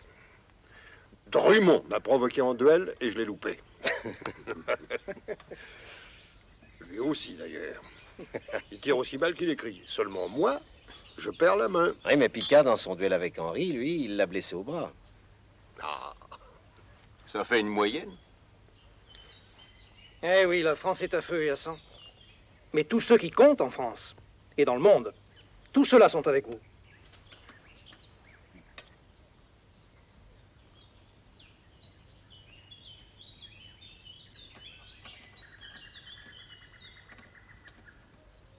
Vous avez l'air bien gai, Zola. Oui, je me sens très bien. Il n'y a pas tellement de quoi. Comment? Mais la gauche a progressé aux élections. On parle d'un ministre socialiste. J'ai bon espoir, moi.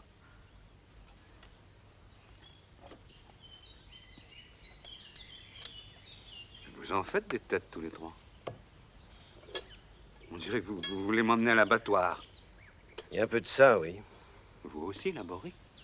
Enfin, je ne comprends pas. Le président du Conseil est favorable à la révision. Brisson, et oui, il me l'a fait savoir. Enfin, vous le savez bien, Clémenceau, le climat a changé.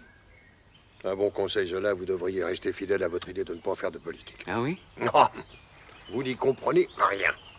Enfin, la situation est quand même meilleure que cet hiver à Paris. Elle est pire. Enfin, quoi? La gauche prend le pouvoir.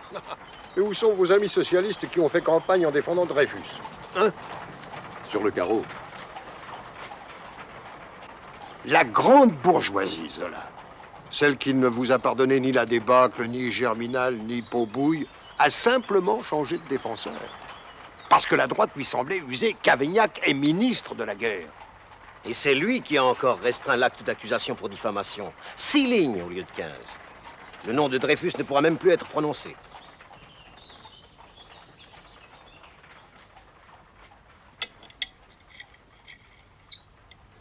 Alors, inspecteur, qu'est-ce qu'on fait? Eh bien, on attend. Ils n'en sont pas encore au dessert. Ah, ça, je vous remercie, oui. Je vois.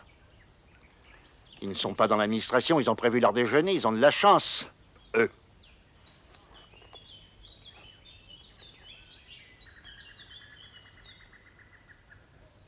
J'aimerais quand même bien savoir comment est ce nouveau président. Il est pire que le premier. Ah bon? Il s'appelle Périvier. À chaque fois que vous allez ouvrir la bouche, il va vous dire... La question ne sera pas posée. Ah non, pire. Il va vous dire, avez-vous la preuve de l'ordre donné au Conseil de guerre? Si oui, montrez-la, sinon, taisez-vous. Mais... alors nous, là-dedans? Eh bien, dès l'entrée, nous attaquons pour faire sauter le verrou. Monsieur le Président, les affaires Zola et Dreyfus sont inséparables. L'affaire Dreyfus est en cassation. Je demande donc la suspension des débats jusqu'à la décision de la Cour de cassation. La Cour rejette votre demande. C'est parfait. Les débats peuvent commencer. C'est le moment. Allez. Greffier, veuillez lire l'acte d'accusation.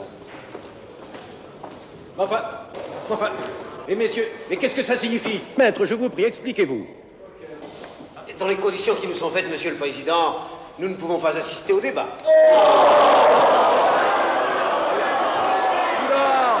Silence! Silence!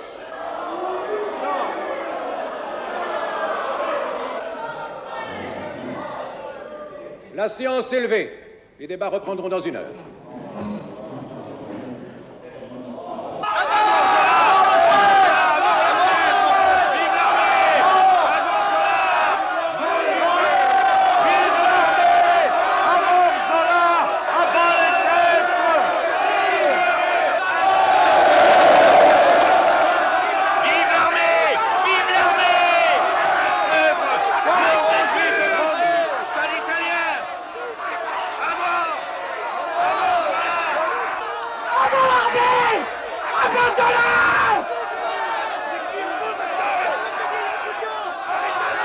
En avant! Allez, partez! C'est la réconciliation nationale!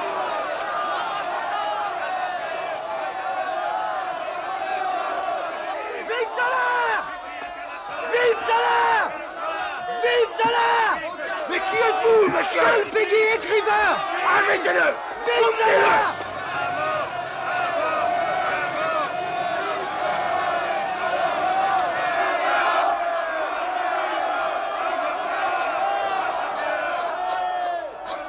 Alors, bon sang!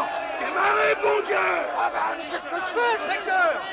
Vous croyez pas que je vais y aller à pied, non? Ils vont nous échapper! Voulez-vous m'écouter un instant, Zola? Oui. Bon. Alors, supposons que vous ne partiez pas. Je ne partirai pas. Non, je vous en prie. Vous ne partez pas. Bon, qu'est-ce qui se passe? Un huissier vient vous signifier l'arrêt que ces messieurs de Versailles viennent de rendre. Bon, ben, j'irai en prison. Non. Quoi? Non, Comment? non, non, pas encore. Non, nous refaisons appel. Un 3e procès s'ouvre. Vous êtes condamné. J'ai l'habitude. Oui. Oui, mais cette fois, vous êtes condamné définitivement. Sans que l'on ait besoin de vous signifier personnellement l'arrêt. Que vous soyez là ou vous n'y soyez pas. On n'a pas besoin de vous toucher personnellement pour que le jugement soit enregistré. Vous êtes condamné définitivement. Donc, pour la loi, l'affaire est classée. Elle est idiote, cette loi. Laissez-moi continuer. Alors, pour que l'affaire reste ouverte, il suffit que l'huissier ne puisse pas vous toucher maintenant. Ouais, il peut m'écrire. Non, non. Non, ça doit être physique. Et alors, en vous faisant disparaître, nous bloquons toute procédure. Indéfiniment. C'est peut-être très habile, Laborie, mais la justice des tribunaux, je l'ai vue de près. Je suis écœuré. Puis toutes ces ruses m'exaspèrent. On me condamne, et bien que j'aille en prison. Je suis l'homme de la cellule, comme Blanqui. Au moins, je pourrais travailler. Laissez-moi parler. Voilà des mois que je ne peux plus écrire. Je veux écrire mon roman, Fécondité. Et vous m'en empêchez. Et puis je ne veux plus me cacher, là. Fuir, filer sous la protection de la police, comme tout à l'heure. J'irai en prison. Je veux aller en prison. Je n'en démordrai pas.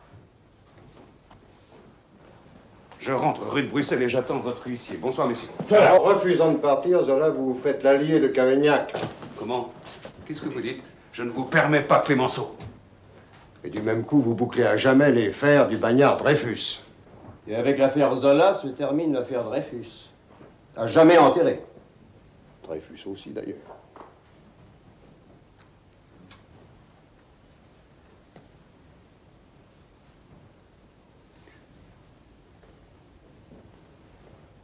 Laborie.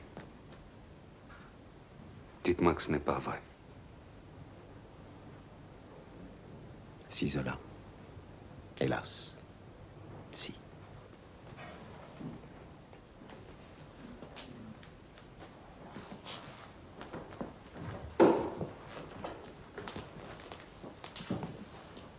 exilé.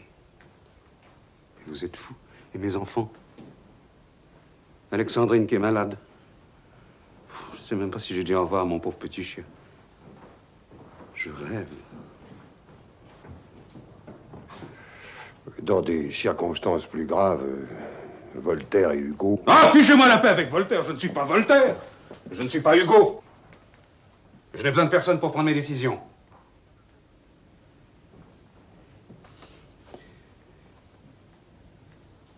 Mais je ne veux pas être lâche. Le courage me coûte assez cher pour que je tienne au peu que j'ai. Zola, il y a des moments où le vrai courage consiste à accepter de paraître lâche.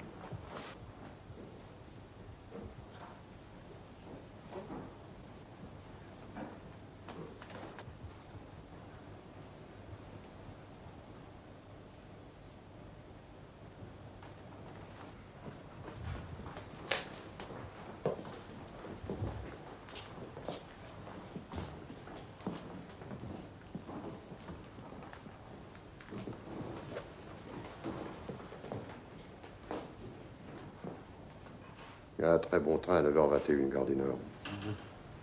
Où va-t-il, ce train? Londres. Je ne sais pas un mot d'anglais.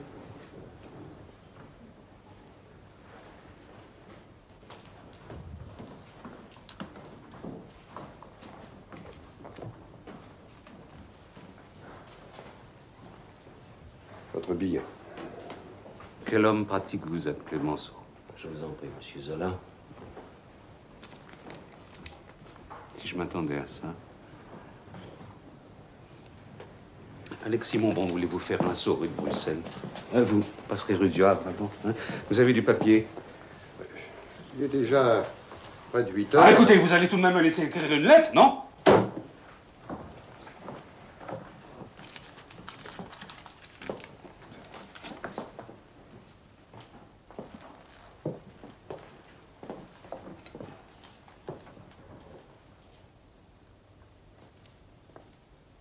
Chère Jeanne, l'affaire a tourné de telle façon que je suis obligé de partir ce soir pour l'Angleterre. Ne t'inquiète pas. Je te confie les enfants. Je vous embrasse bien tendrement, tous les trois.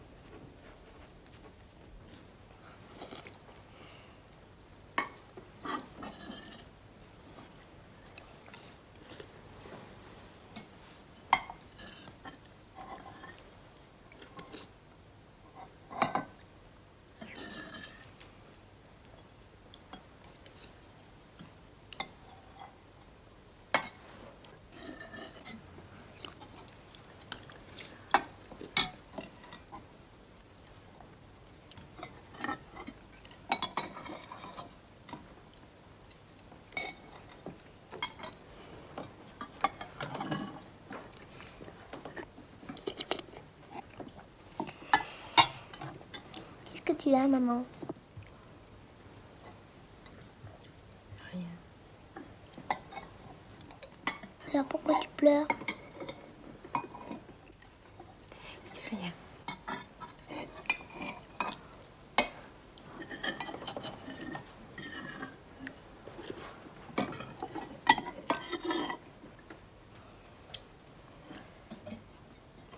Tu viendras ce soir, papa? Non, ma chérie. Alors, viendra demain? Oui. C'est ça. Demain.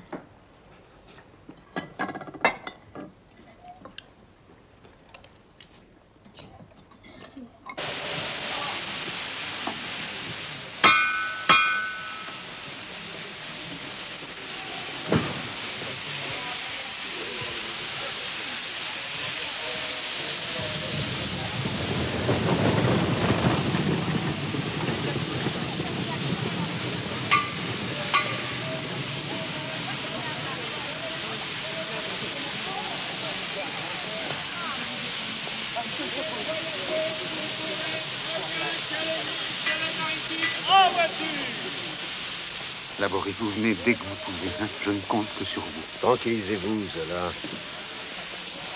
Je te demande pardon, Alexandrine. Quelle vie je te fais mener. Mais non, mais non. Tu comprends, Alexandrine, je ne pouvais pas faire autrement. Oui, oui. Je comprends.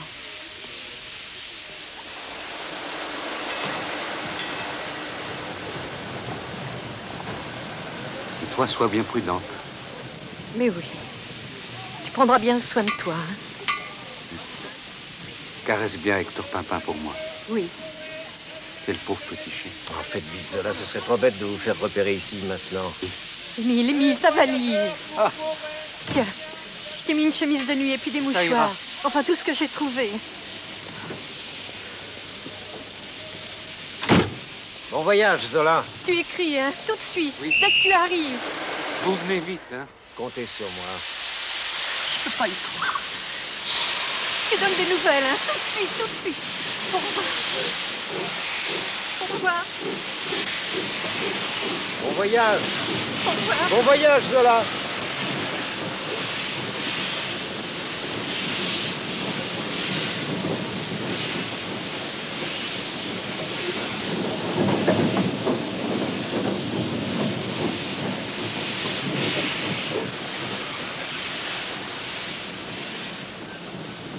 Allez, venez, Madame Zola.